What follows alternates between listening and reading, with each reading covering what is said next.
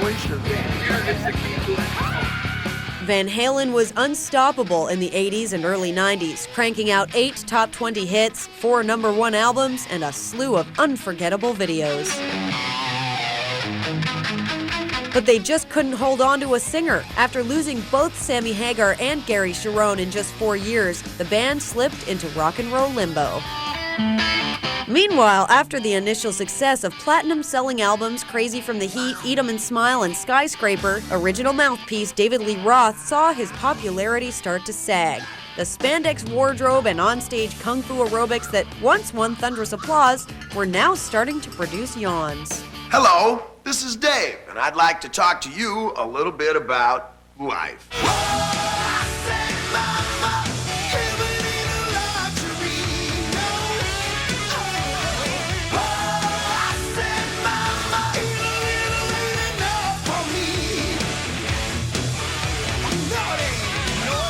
And I'm coming to you from all points in the truth. A little loving on my mind.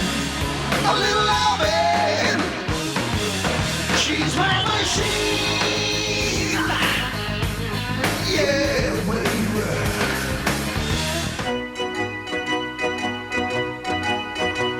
Now we take off to deep California.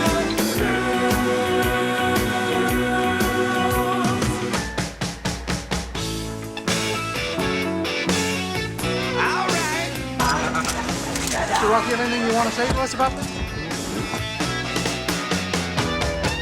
That's life. That's life. You can't get a lower edge bust, a more cheap throwaway as far as a quote-unquote drug bust goes. There's this poor detective standing up there with a plastic bag the size of a saddle blanket.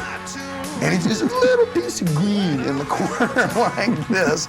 And he's going, oh yeah, we netted him. I know, I spent 6.5 hours handcuffed next to a Jamaican named Tree because of his haircut. In an Econoline, answering questions, you know, to all the rest of the guys on the chain. You really Dave Roth? Yeah. But instead of letting himself bottom out completely, he launched a series of radical schemes designed to give his limp career a dose of Viagra. That's Dave. He's like the showman. He put his own money into that, and he whipped that salsa band into this like merciless shape. Just a gigolo, and everywhere I go, people know the part I'm playing. I talked to Dave one night, like in the 90s, and I said, Dave, I just saw the ad for the Vegas thing. I said, I gotta go see it. And he goes, I'll make sure there's a ticket waiting for you, Henry. I don't know if anybody saw his Vegas thing. I guess Vegas didn't dig him, or it didn't work.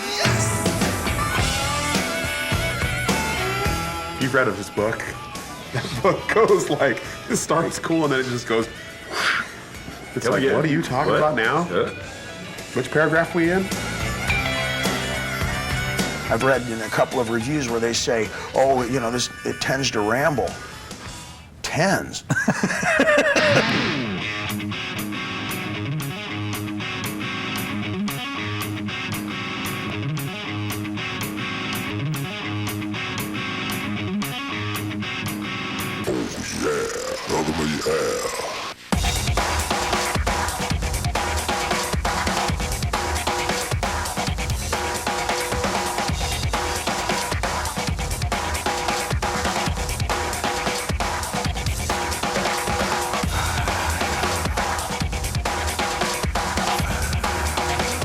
It's kung fu and it's babes and it's funny and it's serious and we got ballads and we're on heightened alert. It sounds like English, but I ain't making much sense. Whoa! I know, you think I'm out of my mind, but leave a message. No Holds Barbecue. I'm sure the first time Picasso showed up, somebody said, hey, both eyes are on one side of the head. You got to correct that.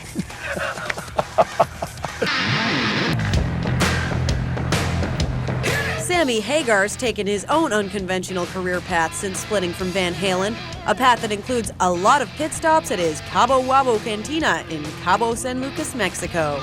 It's my baby, and everyone thinks that, you know, it was part Van Halen and all that. There was a time when Van Halen was involved with it when I built it. But I wanted to build a place where I could go sing and play with friends because I spent a lot of time down there, and I am a guy that sings and plays music.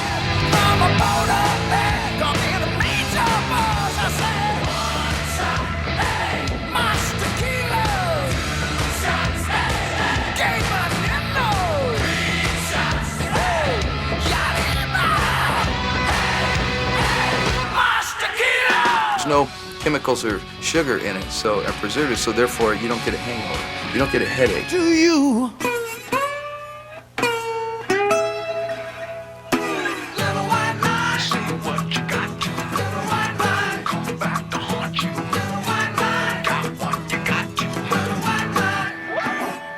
It was completely rebellion against Van Halen. It was like, I'm just going to write songs that I couldn't do in Van Halen. All right, now here we go. Now we're going to tell you a little story here about the way we like to party. Take you on a trip. Hit it!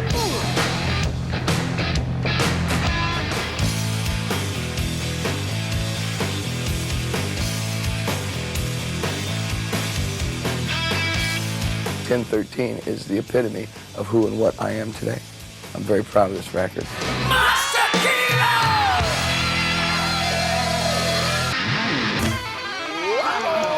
February 2002, Sammy Hagar's phone rings. On the other end is David Lee Roth with a proposition, a Roth-Hagar co-headlining tour. Ironically, Sammy is hanging out with Van Halen bassist Michael Anthony at the time. And Mike goes, "You gonna do it? I'm gonna go down and check it out. You know, and have a meet." I told Dave's guy, you know, Dave and I got to meet, make sure we get along good enough. You know, I don't want to go out and have to yell and scream at each other all night.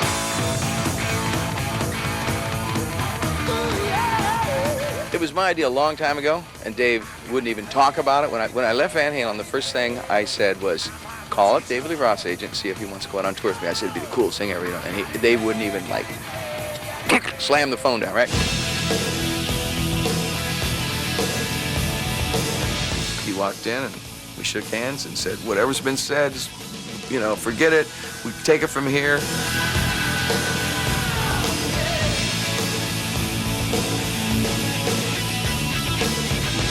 We know you all love a good scandal, and that's why you're here today, ladies and gentlemen. This is a pretty competitive tour in my book. I think I'm going to do try my best to do the best show I've ever done in my life every night, and I'm sure Dave's going to do that times 10 as well.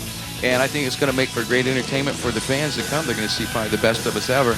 And like Dave said, with all those hits, I just can't imagine walking away disappointed. In terms of what you see on the deck up there, there's a rivalry in between us. The audience gets the absolute best out of both of us. It goes beyond just two guys. It goes beyond a list of songs. It goes beyond what the last band that we were in. It's a state of mind and it's a point of view. Perhaps it's a state of mind and point of view that Van Halen has misplaced twice. Take each step, baby, one by one. Sammy and I are like fraternity brothers who've been through the same hazing.